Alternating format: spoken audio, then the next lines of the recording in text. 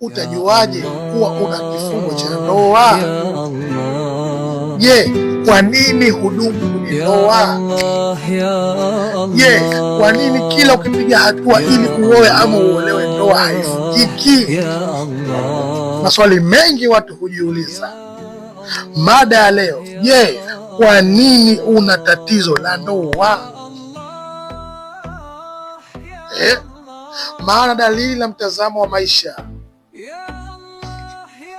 Katika jamii nyingi, ndoa huonekana kama hatua muhimu ya maisha, si tu kwa ajili ya upendo, bali pia familia, heshima, utulivu wa kijamii.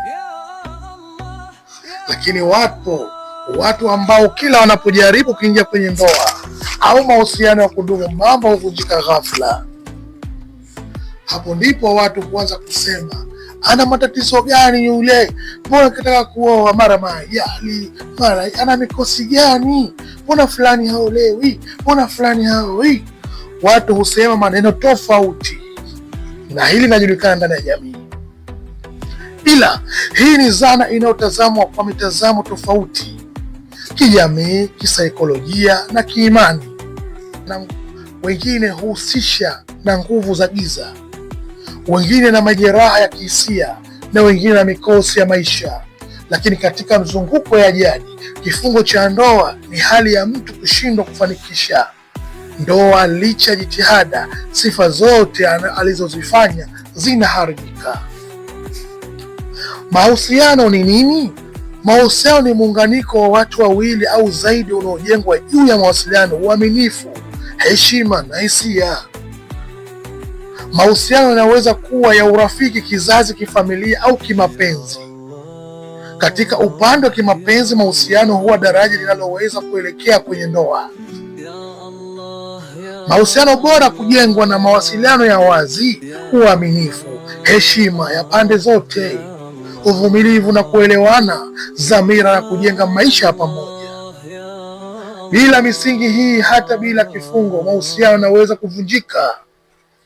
Na mtu hutengeneza mahusiano, baadaye hutengeneza ndoa. Ni sawasawa mtu unaopalilia, baadaye unategemea kuvuna. Ndoa ni nini? Ndoa ni muungano rasmi wa mwanaume na mwanamke au wenza wawili kulingana na tamaduni na sheria za jamii na kidini, kwa lengo la kuishi pamoja kama familia. Ni hatua ya juu zaidi ya mahusiano ya kimapenzi.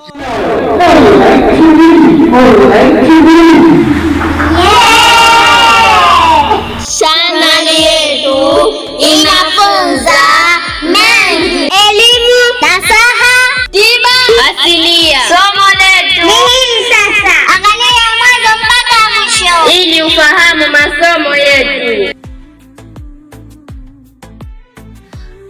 Kihisia: uwajibikaji, ahadi ya muda mrefu, uaminifu wa kipekee, kujenga kizazi, familia. Kati hadithi na mafundisho ya mitume na watu wema wa kale, ndoa ilionekana kama nguzo ya utulivu wa jamii, si tu mapenzi, bali nidhamu, ulinzi na baraka maisha pamoja. Ndiyo maana jamii nyingi huipa uzito mkubwa kifungo cha ndoa. Maana yake ni nini? Kifungo cha ndoa katika lugha ya jadi humaanisha kikwazo kisichoonekana kinachozungumzia mtu kuingia kudumu katika ndoa. Mtu anaweza kuwa mzuri wa sura, mwenye kazi au kipato, mwenye tabia njema, lakini kila akikaribia ndoa, jambo linavunjika. Ndoa ni nusu ya dini. Kwa nini sioi? Kwa nini siolewi?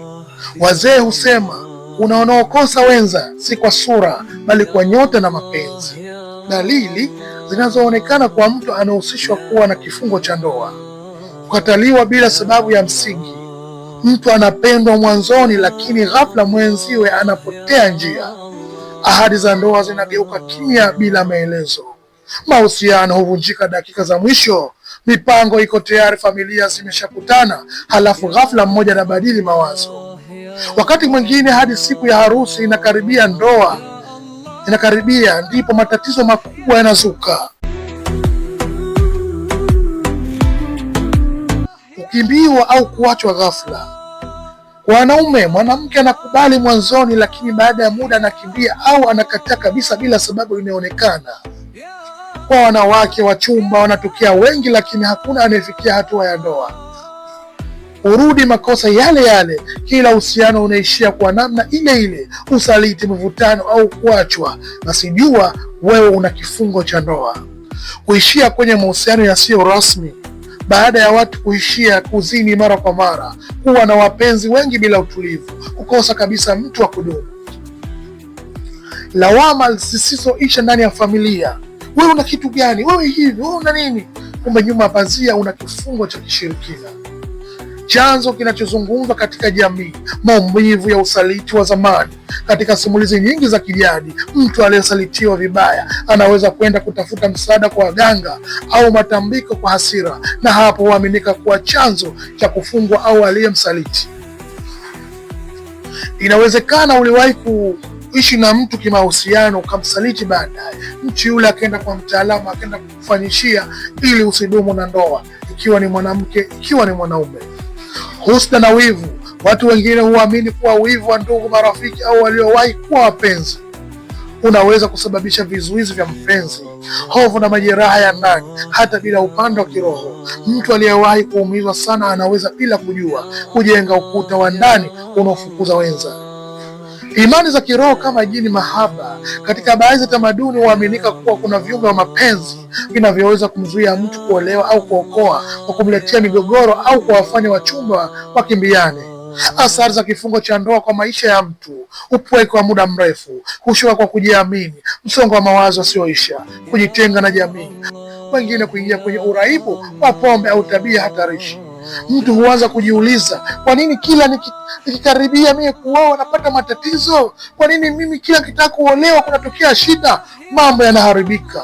Njia za kutazama na kutatua hali hii, bila kujali mtu anaamini upande wa kiroho au kijamii. Hatua muhimu ni kujitazama ndani: tabia, maamuzi, aina ya watu unaowachagua, historia ya majeraha ya kihisia, ushauri na msaada.